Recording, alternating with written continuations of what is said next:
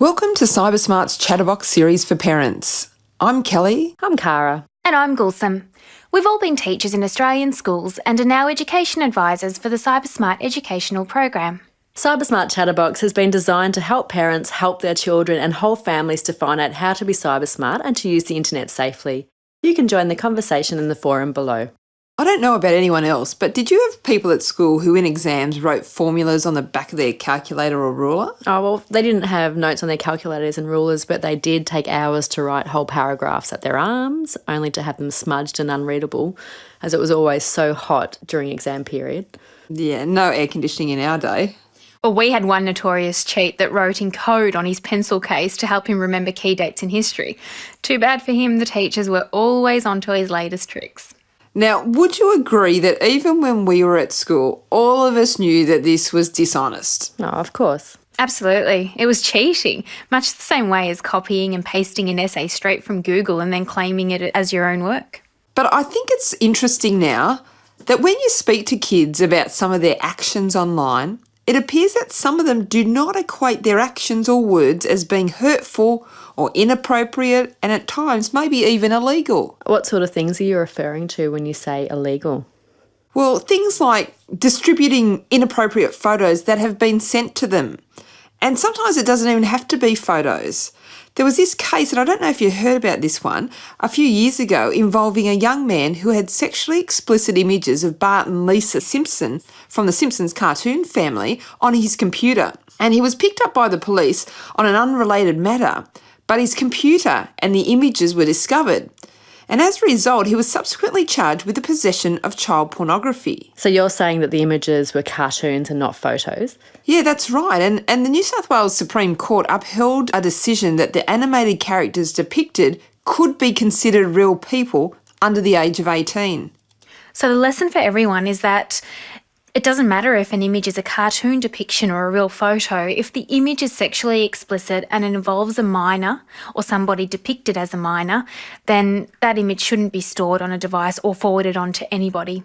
Just getting back to your comment on some of the hurtful stuff we see on the internet, I do think that kids understand the impact of a real punch or a verbal lashing that they might give someone face to face.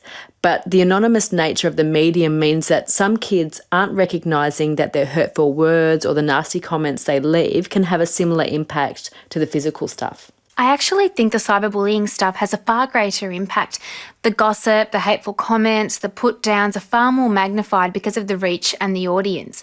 It's way too easy for the images and the words to be rebroadcast and published and for everybody else to join in as well. We want our kids to be kind even when others are not. So why do you think that there's a disconnect for some kids when using digital spaces? Why does it appear that some of them are devoid of ethical thinking or more likely to let their standards drop in kindness when they're online?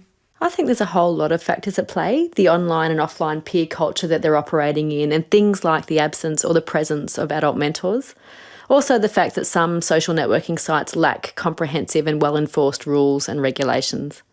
I'm not sure if you caught this in the news, but at the end of 2013, we had the first ever Australian case involving the use of Twitter proceed to a full trial. Was that the case of the teacher suing a former student for defamation? Yeah, that's the one. The student was ordered to pay over $100,000 in damages. Well, I suspect this case will definitely set a precedent. Yeah, absolutely. Anything said on social media which may harm someone's reputation could make you liable.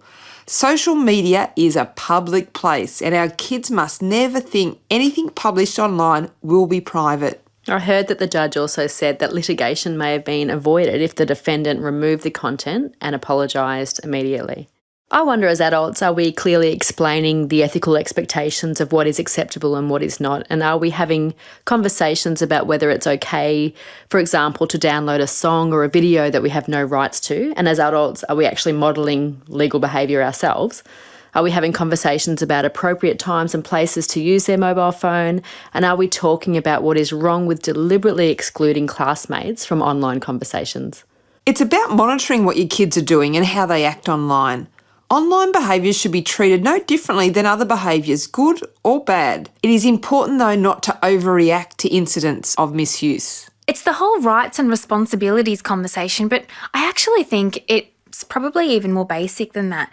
Are we asking our kids, what would you do if? For example, what would you do if a friend sent you a page that had been created about another student with the contents including unflattering photos and nasty comments? Ask your child what would they do if they were faced with this situation. Would they feel the pressure to like the page? Get them to reflect on how they would feel if a page like this was created about them.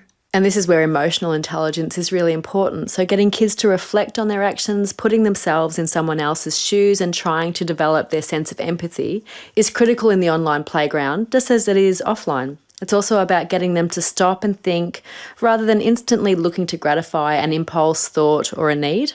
I think it's really necessary to give kids, and this includes teens as well, clear guidelines about what they should and should not be doing online. I'm also a firm believer that we need to participate with them online, using their inevitable mistakes as opportunities to learn. I've definitely had my eyes open to some of the online dilemmas that I hadn't considered before. Thanks for tuning in. For more information on having those conversations about making good ethical decisions online, please visit our website at www.cybersmart.gov.au.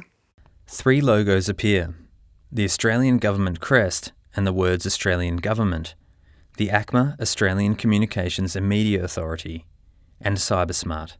The end.